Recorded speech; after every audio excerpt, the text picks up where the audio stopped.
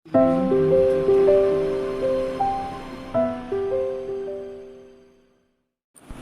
Friends, வணக்கங்க. ரஜா சமையல் சாந்தி பேசுகிறேன். இன்றைக்கி நான் வந்து டாமினோ ஸ்டைல் வீட் ஃப்ளவர் டாக்கோஸ் தான் செய்ய போகிறேன். நான் எப்படி செய்கிறேன்னு உங்களுக்கு செஞ்சு காமிக்கிறேன். ஃபஸ்ட் டைம் வீடியோ பார்க்குறவங்கள தான் சப்ஸ்கிரைப் பண்ணிக்கங்க. பக்கத்தில் இருக்கிற பெல் பட்டனை கிளிக் பண்ணி நான் போடுற வீடியோவில் உங்களுக்கு உடனுக்குடன் வந்து சேரும். 2 கப் வந்து கோதுமை மாவு எடுத்திருக்கேங்க. இந்த கப்பில் 2 எடுத்திருக்கேன். இதில் வந்து 1/4 கப் வந்து ரவை எடுத்திருக்கேன். இதுக்கு அளவு உப்பு போட்டுக்கலாம். நல்லா கலந்து விட்டு கொஞ்சம் ஆயில் விட்டுக்கலாங்க. ஆயிலோ நெய்யோ ஏதாவது ஒன்று விட்டுக்கலாம். நல்லா கலந்து விட்டுட்டு சப்பாத்தி மாவு பார்த்துக்கு பிசைஞ்சுக்கலாம். கொஞ்சம் கொஞ்சம் தண்ணி தெளித்து பிசைஞ்சுக்கலாங்க.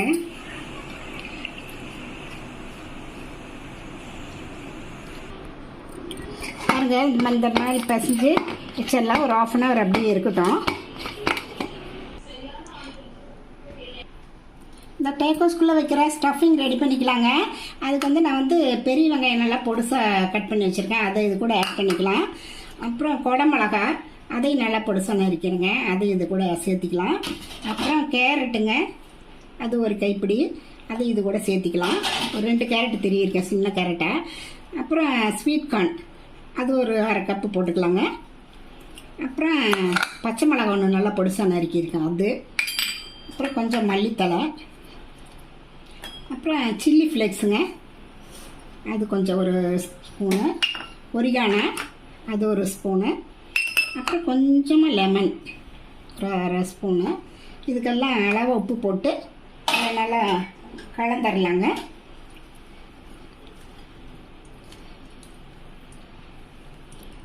பாருங்கள், இந்த மாதிரி கலந்தாச்சு. கலந்து ரெடி பண்ணி வச்சுருக்கேன். இனி நம்ம வந்து சப்பாத்தி மாதிரி மாவுக்கு வந்து தேய்ச்சிக்கலாம், டேக்கோஸ் தேய்ச்சிக்கலாம். இந்த உருளைக்கிழங்கு வந்து அவிச்சு வச்சுருக்கிறேங்க, அதை இதில் கொஞ்சம் சேர்த்திக்கலாம். நான் இதை விட்டுட்டேன். பாருங்கள், மாவு வந்து நம்ம தட்டிக்கலாம்.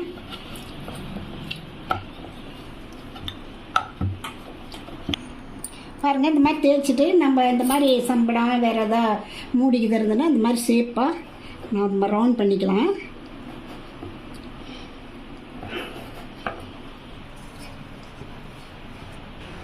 தோசைக்கல் அடுப்பில் வச்சுருக்கேங்க. கல் நல்லா காஞ்சிருச்சு. நம்ம தேய்ச்ச இந்த மாவையெல்லாம் அதில் போட்டுடலாம்.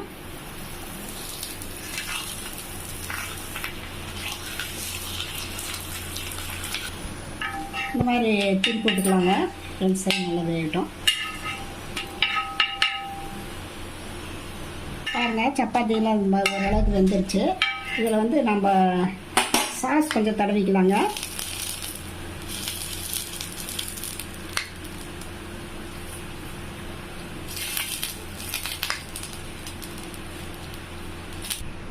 அப்புறம் இந்த வெஜிடபிள் ஸ்டஃபிங்ஸை வந்து நம்ம இதில் ஒரு 1 சைடாக வச்சுக்கலாங்க.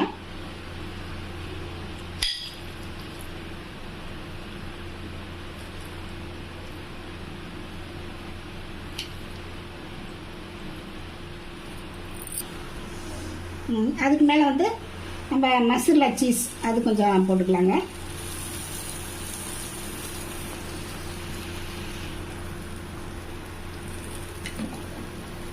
இது அப்படியே நம்ம ஃபோல்ட் பண்ணிடலாங்க.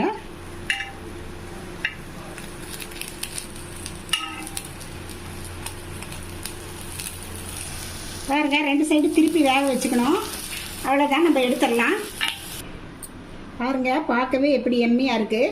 இது டொமேட்டோ சாஸோடு வச்சு சாப்பிட்டா ரொம்ப நல்லாயிருக்கும். இந்த மாதிரி செஞ்சு கொடுத்தீங்கன்னா குழந்தைங்க ரொம்ப விரும்பி சாப்பிடுவாங்க. நம்ம ஸ்கூல் விட்டு வரப்போ இந்த மாதிரி செஞ்சு கொடுத்தீங்கன்னா அதுங்க ரொம்ப விரும்பி சாப்பிடும். நீங்களும் இந்த மாதிரி ட்ரை பண்ணி பார்த்துட்டு எப்படி இருக்குன்னு ரதியா சமையலுக்கு சப்ஸ்கிரைப் பண்ணுங்கள், லைக் பண்ணுங்கள், ஷேர் பண்ணுங்கள். அடுத்த வீடியோவில் வேறு ரெசிபியோடு சந்திக்கிறேன். வணக்கம்.